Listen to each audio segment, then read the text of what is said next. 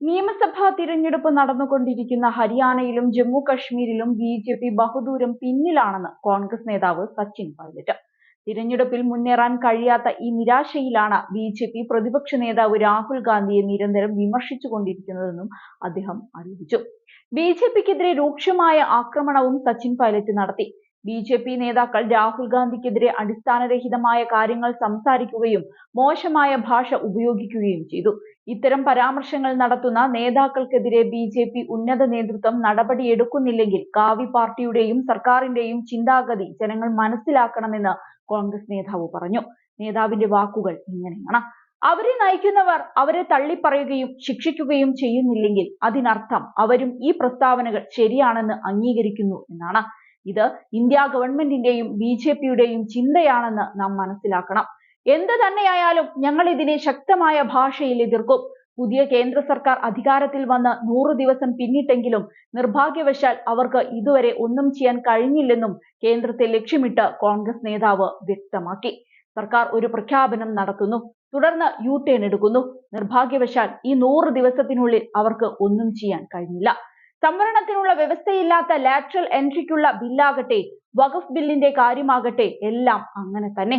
ഒരു രാജ്യം ഒരു തിരഞ്ഞെടുപ്പ് എന്ന നിർദ്ദേശം ആളുകളുടെ ശ്രദ്ധ തിരിക്കാനുള്ള തട്ടിപ്പാണ്. എല്ലാ തവണത്തെയും പോലെ ഈ തീരുമാനത്തിനും സർക്കാർ യു-ടേൺ എടുക്കേണ്ടി വരുമെന്നും സച്ചിൻ പൈലറ്റ് തുറന്നടിച്ചു.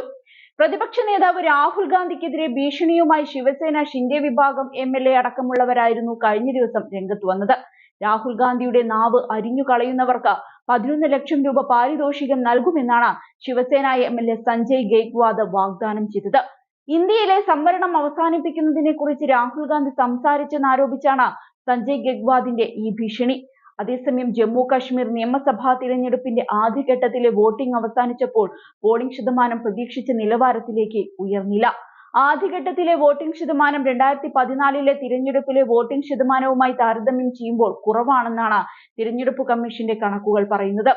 10 വർഷത്തെ ഇടവേളയ്ക്ക് ശേഷം നടക്കുന്ന ആദ്യ നിയമസഭാ തിരഞ്ഞെടുപ്പിൽ മുൻകാല വോട്ടിംഗ് റെക്കോർഡുകൾ ഭേദിക്കുമെന്നായിരുന്നു പ്രതീക്ഷ. എന്നാൽ പല നിയമസഭാ മണ്ഡലങ്ങളിലും 2014 തിരഞ്ഞെടുപ്പിലെ പോളിംഗ് ശതമാനത്തെ അപേക്ഷിച്ച് വോട്ടിംഗ് ശതമാനം കുറഞ്ഞെന്നും കണക്കുകൾ വ്യക്തമാക്കുന്നുണ്ട്. മെച്ചപ്പെട്ട സുരക്ഷാ സാഹചര്യം, സജീവമായ മുന്നണി സംവിധാനം, വിഘടനവാദ ഗ്രൂപ്പുകളുടെ തിരഞ്ഞെടുപ്പ് ബഹിഷ്കരണ ആഹ്വാനം, ജമാഅത്ത് ഇസ്ലാമിയുടെ പങ്കാളിത്തം എന്നിവയും വോട്ടെടുപ്പ് പങ്കാളിത്തം വർദ്ധിപ്പിച്ചേക്കുമെന്ന് കണക്കുകൂട്ടലുണ്ടായിരുന്നു. എങ്കിലും ആദ്യഘട്ടത്തിലെങ്കിലും ഇത് പ്രതീക്ഷിച്ച നിലവാരത്തിലേക്ക് എത്തിയില്ല.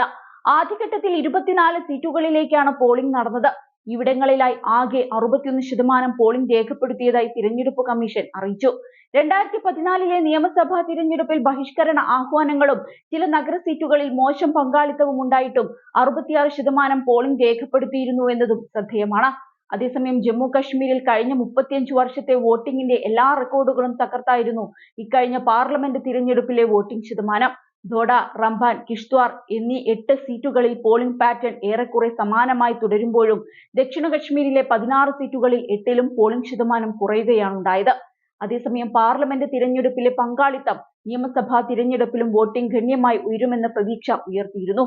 എന്നാൽ ആദ്യഘട്ട പോളിംഗ് സൂചിപ്പിക്കുന്നത് പക്ഷേ മറ്റൊന്നാണ്.